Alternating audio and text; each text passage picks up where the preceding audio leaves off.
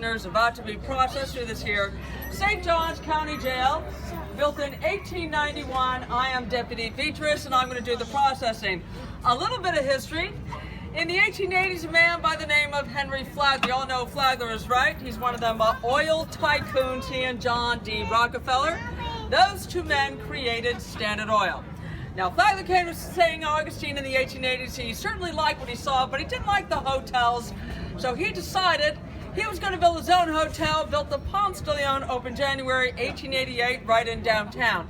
Now, unfortunately, Flagler built his exquisite hotel right across the street from the county jails. Of course, he didn't want his very rich guests looking out over a bunch of prisoners. So Flagler went to the county to try to convince the politicians into building a new jail elsewhere. And to help convince the politicians, Mr. Flagler laid $10,000 out on the table. Needless to say, the politicians were convinced they would go ahead and move the jail or build a new jail elsewhere. Now, Flagler had a couple requests for the jail. Number one, he wanted the jail built a mile out of town. That's where we are right here, 1 mile from downtown.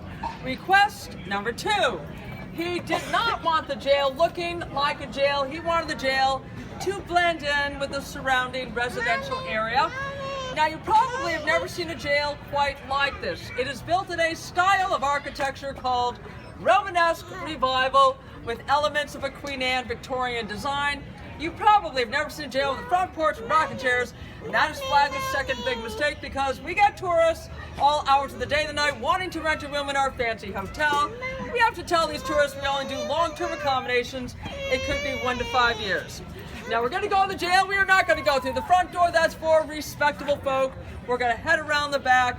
And I want to start in front of that big guy sitting on the bench, our very own Sheriff Joe Perry. So let's go meet the sheriff.